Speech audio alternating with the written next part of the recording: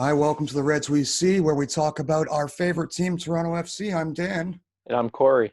and today we have a special guest joining us right now, President of Toronto FC, Bill Manning. So let's say hi to Bill. Hey, Bill. Hi, Bill. How you doing? Hey guys, hey Dan. Good to see you. It's been a while. Yeah, you got long hair. No, it's the new week. It's the new week. I'm trying it out for a week. That's See the what happens. COVID hairstyle, huh? It's the COVID hair, yeah. Wow, it's been a long time since we've been able to talk. Introduce you to Corey if you haven't met him yet. And Hey Corey. Hey, how are you? Right, all right. Good. thanks for coming on our show, The Reds We See, where we talk about nothing but Toronto FC. And to have you on's fantastic. Love it. Happy to be here. You know that. Oh, man, great to hear. I thought we'd we maybe talk about this crazy year you must be having as the president of a professional team here in North America. And well, I guess it's happening everywhere in the world during this COVID, and some of the ups and downs, and how you must be banging your head against the wall sometimes, and at other times going, finally a game. Yeah. Yeah, look, it's if anything,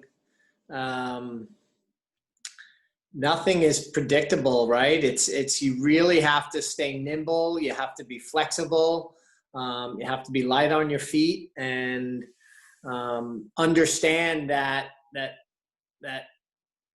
you know the new norm is not so normal, right, compared to what we were used to. And so for me, it's really been trying not to panic, trying not to be dismayed, and just accepting this is reality, this is what we need to do, moving forward. And really, just understanding that not everything is going to go the way we want it to go. If that was the case, we would be playing in BMO Field on Sunday night, right? It's just not everything's going to go the way we want it to go, and we have to adapt. We got to be flexible. What I've been saying is it's like a boxer, we just got to keep keep dodging the punches and just don't get knocked out, and that's how I see it, is that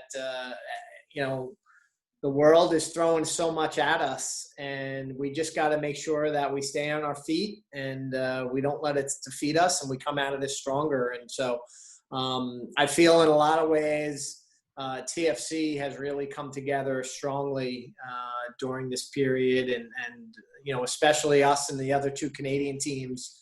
We're essentially on a road trip for the rest of the season, which Right. makes it difficult. But this is a resilient group. We didn't play our best soccer the other night and got outplayed. NYC outplayed us, but this team found a way to win. And that resiliency that we've seen over the years is still there. And so I was really proud of the group the other night. Yeah, well, it doesn't stop until the last final whistle, right? That's right. It was nice to see Alex Bono back in net, giving us definitely a great performance. Yeah, he did. Played a great game. It's good to see both keepers getting minutes, because you never know with these back-to-back games. It's got to be tough on them in general. I mean, it seems to be laying out to be a Wednesday, Saturday, probably till the end. Yeah, pretty much. We have a week 6-day break after this game on Sunday. And then we go into a 5-game, 16-day stretch where it's pretty much every Saturday, Wednesday. And then we're off for another week. And then we come back, and it's a 3-game, I think, 9-day stretch, or a 3-game, 7-day stretch, maybe 8-day stretch. And then we come back, and then we have 1 game to finish the season November 8th. So it's going to be challenging, attrition for sure. I was just actually asking our goalkeeper coach at dinner the other night how Bones was doing, how Alex was doing. And he was like, Bill, he is fantastic. He's engaged.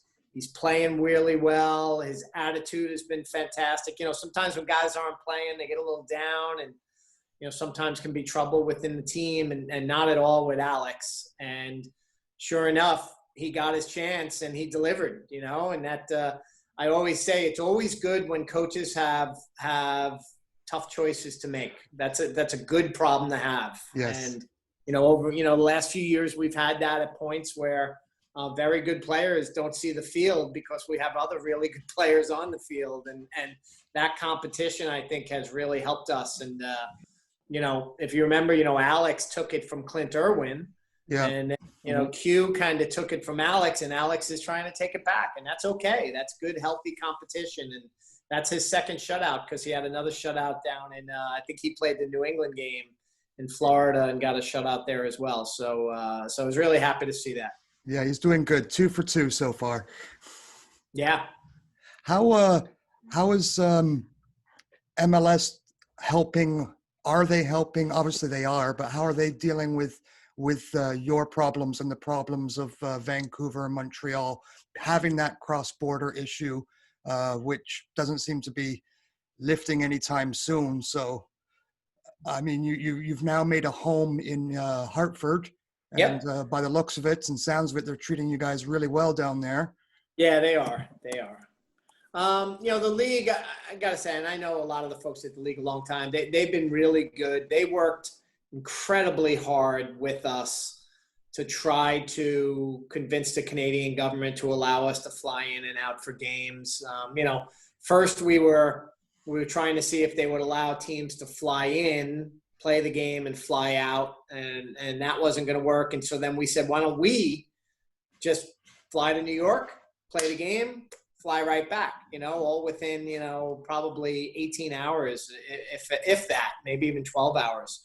And we actually felt that was the safest. And, for whatever reason, though, the government just didn't want to get on board with that. And so we had to find, opportunities here in the U.S. And so the league actually helped us originally with this introduction here to the folks in Hartford, and we had gone down the road real far in Philadelphia, and that wasn't able to come together. But I actually prefer it here. We wound up in a better place because this is exclusive to us, and there's no other branding of any other team other than UConn football in the stadium. But it's our home. We're the only ones. We're the only ones using this facility right now. So the full locker room is ours. It's really been good. But the league has been really good. Anastasia, the legal counsel, worked with us constantly to try to get this passed in Canada, and we just we couldn't. And then Jay Berhalter's worked with us here in Hartford to get. We still, this was a facility that didn't have VAR, so we had to get VAR installed, and we're doing a good job of kind of making it a red stadium, and so it's nothing like you mentioned earlier. Nothing has been easy. But I have no complaints about the league. The league has been they actually, in a lot of ways, early on, they adjusted the schedule so we could stay in Canada. And then they, this next stretch of games, these next 12 games, they were able to do them in kind of quadrants so that at least we can go home for a couple of days and then come back. And so they did work with us during this whole time. Maybe a little late to the party in understanding the challenges we had up in Canada. But once they fully understood the challenges that we had, they were fully engaged and in a lot of ways helped, basically the schedule had to be around how the Canadian teams could operate. And that's really what we did. Right. So I'll finish so that we don't keep you too long. Is with the Canadian Championship, where we had some help from Vancouver there to let us make it to the final, and now we'll be playing Hamilton. Yep. So I'm hoping, if we're lucky, we can actually see some of that, and if not, at least have it at home. Yeah, I mean, look, the plan would be to play that in Canada, right? It's 2 Canadian teams. Early on when we had to adjust the Canadian Championship, the whole game, if you remember early on, we had it very regionally based, and I think we were playing in the quarterfinal round. I think Montreal got a bye to the semis because they were the defending champion, and I think we were in the same group with the League One champion and York 9, and so that all had to change, right? And eventually the only way that it actually could work is if you took the CPL champion and that little series that we put together, the team that got the most points. But we were very upfront that we still have a regular season to play after that. And back then we were still hoping we could play in Canada, but clearly playing in the United States and as you mentioned, with the games coming fast and furious, there's just no way to play the final until after the MLS entrant was eliminated from the playoffs. And so that was kind of discussed early on, and it gives us something to look forward to. And so hopefully we go very far. I joke, maybe we might have to play this game in January or so on if we can go as far as MLS Cup.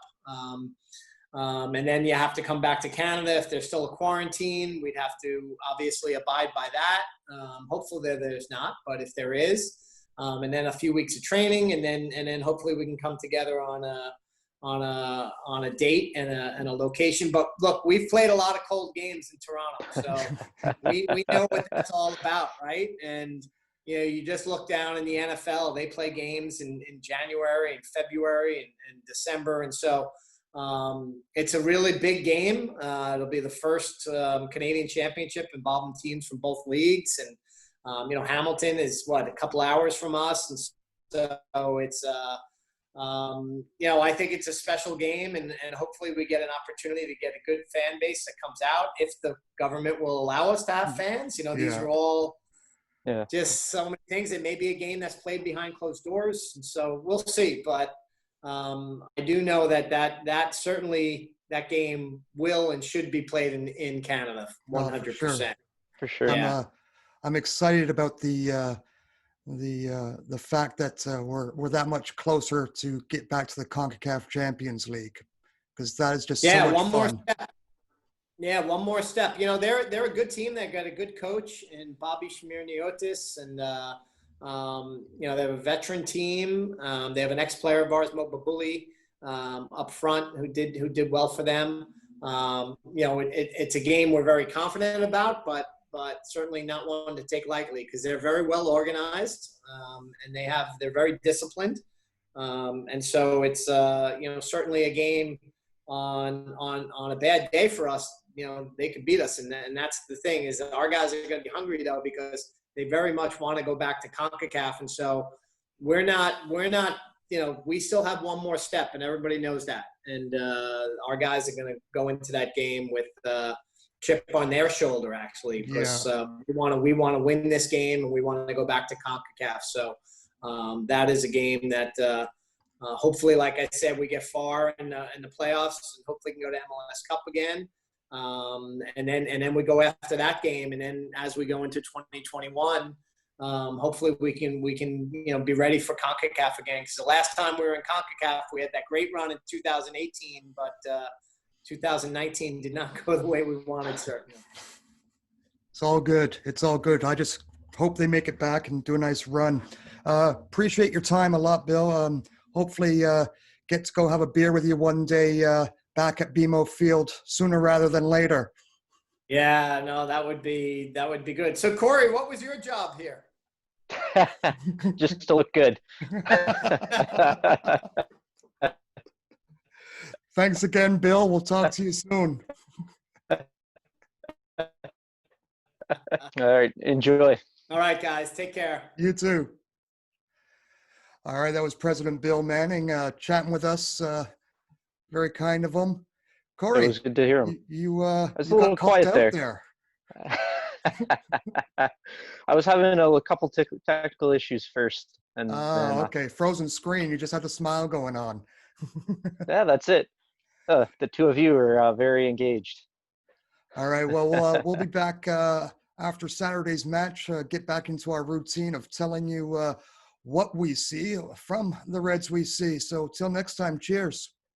Enjoy.